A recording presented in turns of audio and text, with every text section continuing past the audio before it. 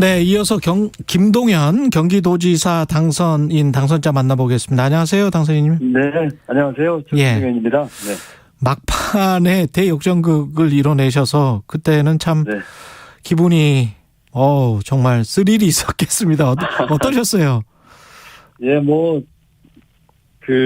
역전하기 제법 전까지는 저도 제법 몇 시간 동안 지는 줄 알고 있었고요. 예. 네, 그러다가 또 막판에 기통님께 선택을 해주셔서 너무 기쁘고 또 기회를 주셔서 정말 일을 열심히 했다는 각오도 다지면서 무거운 책임감을 느끼고 있습니다. 결국 왜 선택을 했다고 보십니까, 경기도민이? 아무래도 이 경기도가 이제 1,400만 인구의 작은 대한민국이거든요. 네. 그러다 보니까 이 도정을 살피고 도민의 삶을 이렇게 좀 보다듬을 수 있는 일꾼이 필요하지 않겠냐 하는 생각. 그래서 아무래도 좀, 일을 제대로 할 사람을 뽑아야 되겠다는 것과 또 그동안 살아온 이력을 보면서 제가 나름대로 정직하고 깨끗하게 살았던 그런 것도 좀 평가를 해주신 게 아닌가 싶고요. 또 도 전역을 다니면서 도민들과 많은 소통을 했는데 그런 진정성이 좀 받아들이지 않은가 이렇게 생각하고 있습니다. 예. 전반적으로 선거 결과는 민주당 참패라고 봐야 되겠죠? 네, 그렇습니다. 네, 민주당에서 많이 국민의 선택을 받지 못한 것에 대해서 겸허하게 반성한다 생각합니다. 예. 선거 패배의 책임 둘러싸고 이재명 책임론 나오고 있는데 찬반이 뜨겁습니다. 어떻게 보십니까, 이 상황은?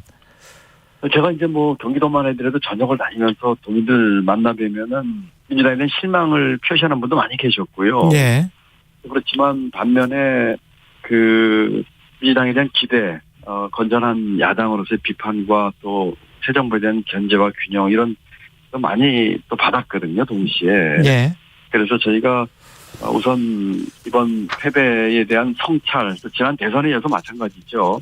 성찰을 좀 하면서 개혁과 변화에 대해서 민주당이 먼저 기득권 내려놓고 바뀌겠다 하는 것을 아주 환골탈태하는 마음으로 한다면은 다시 국민들의 지지와 사랑을 받을 수 있다고 생각을 합니다. 지금 책임론도 필요하겠지만 정확한 퇴일을 좀 분석을 하면서 민주당이 나아갈 이 변화 계획에 대해서 좀 힘을 모아야 되지 않을까 하는 생각을 하고 있습니다. 우상호 비대위원장이 잘할까요? 잘하기를 기대해봐야죠. 제가 저야 지금 입당한 지 2달도 안 되는 새내기 당원인데요. 새내기 당원. 예. 네, 당 사정이나 이런 데 잘 알지도 못하지만. 예. 잘하기를 기대하면서, 지켜보고 있습니다. 당장 비대위가 뭘 해야 될까요? 민주당이 뭘 해야 국민들이 점차 마음을 돌릴 거라고 생각하십니까? 우선 아주 냉혹한 또 진정 어린 반성과 성찰이 필요하다고 저는 생각합니다. 뭘 잘못했고, 어떤 면에서 국민들로부터 선택받지 못했고, 우리가 잘못한 건 무엇이고 하는 걸 해야 되겠고요. 네. 그 다음에는 정말 민주당이 나아갈 방향들, 제대로 된 민주당의 가치, 우리 중산층과 서민층의 삶의 질과 민생을 위한 것, 통합, 또 반칙과 특권 없는 사회, 이런 민주당의 가치를 분명히 하면서 거기에 따른 우리가 고쳐야 할 것들에 대한 개혁과 좀 변화, 이런 것을, 분명하게 좀 행동으로 보여준다는 생각하고 있습니다. 정치는 줄이고 권력은 나누고 정치판의 승자독식 구조를 깨자 이런 주장을 계속 해오셨거든요. 지금 네, 그렇습니다. 네. 당 정치교체 추진위 위원장도 맡고 계시고 정치교체를 계속 대선 때도 주장을 하셨는데 어떤 게 이제 정치교체, 이 시기의 정치교체입니까? 제 입장에서 말씀드리면 우선 저는 경기도에서부터 그 같은 걸 좀 실천에 옮기고 싶은 생각을 갖고 있습니다. 네. 어제 제가 국민의힘 경기도당을 방문해서 협치에 대한 제의를 했거든요. 그러면서 곧 구성될 인수위에 국민의힘 인사를 좀 추천해달라 받겠다 이런 말씀도 드렸고요. 인수위에 국민의힘 인사를 추천해달라?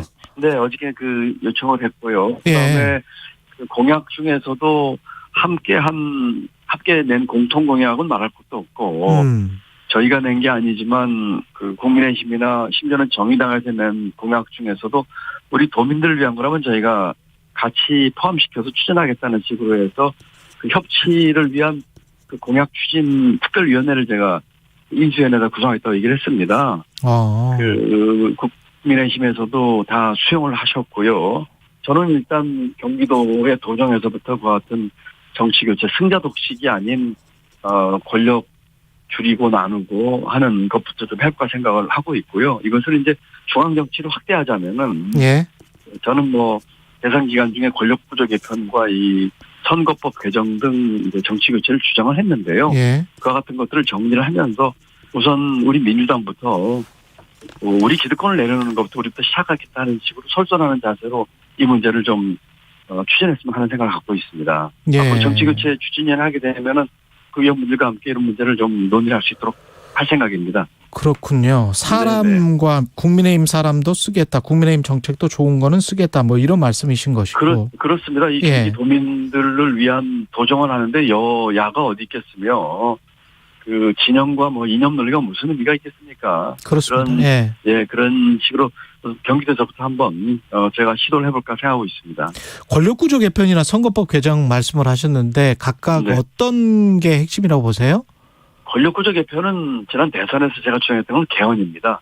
개헌. 처음에 이 대통령제를 바꾸는 개헌하자는 얘기를 했는데 이제 대선에서 이제 지면서 이 문제가 이제 사실은 크게 그 이슈화 되기가 좀 쉽지 않은 상황이 됐지만 예. 그런 문제가 있고요. 정치 교체, 정치 개혁은 선거법 개정, 지금의 단순 다수 소선거구제인 국회의원 선거라든지 또는 지금 국회의원들에게 주어지고 있는 여러 가지 특권들, 예컨대 면책 특권이라든지 특권들 내려놓자는 거, 그리고 국민 소환제 도입해서 유권자들이 국회의원들에 대한 어떤 평가와 심판을 할 수 있도록 하는 것 등 이런 내용들, 그다음에 뭐 정당에 대한 뭐 이 보조금 문제 이런 걸 제가 주장을 했었고요. 그런 문제, 그런 문제에 있어서 이제 민주당이 지금 다수당을 차지하고 있기 때문에 이런 문제에 있어서 사실은 지금 기득권 그 세력이 한복판에 있다고 볼 수 있거든요. 그렇죠. 여전히. 예. 그렇습니다. 먼저 우리부터 내려놓고 이것부터 합시다는 식으로 저는 나가야 된다 이 생각을 하고 있습니다. 도정 맞고 뭐 처음도 복잡하실 것 같은데 일들이 많을 것 같은데 비대위 그다음에 당대표 선출되고 이런 일들을 적극적으로 추진하실 생각이세요? 올해 내에? 저는 일단은 뭐 제 모든 그 시간과 열정을 경기도와 경기도민을 위해서 쏟는 게 그 도리이고 경기도 그 일만 해도 제가 뭐 그 제 능력으로 정말 감당하기 어려울 정도로 제가 헌신해야 될 거라 생각을 하고 있습니다. 뭐 모든 일의 우선순위와 저의 그 시간은 경기도와 경기도민을 위해서 헌신할 생각이고요. 다만 뭐 정치교체 추진위원회 위원장을 맡고 있기 때문에 그 공동위원장이거든요.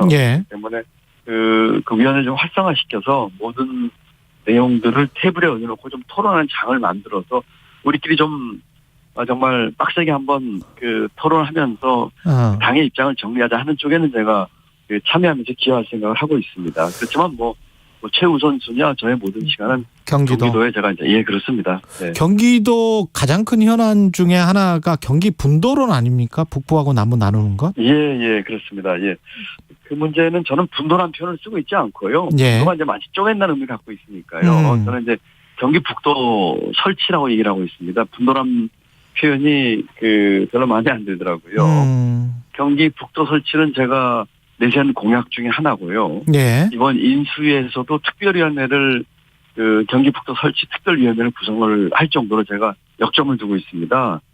가장 큰 이유는 거의 많은 분들이 이제 그동안에 여러 가지 남북 대치나 또는 중복 규제로 경기 북도가 피해를 본 것에 대한 보상 얘기를 하시는데 그 말도 틀린 말은 아니지만은 제가 생각할 때 가장 큰 북도 설치의 논리는 지금 대한민국에서 가장 성장 잠재력이 높은 것이 경기 북도라고 제가 확신했기 때문입니다. 제가 북도를 쭉 다녀보면서 거기 인구 한 400만 가까이 되고 우수한 인적 자원 그리고 그동안에 중복 규제로 잘 보존된 환경과 여러 가지 여건들이 경제부총리까지 한 제 눈으로 보기에는 대한민국에서 가장 성장 잠재력이 높은 곳이다.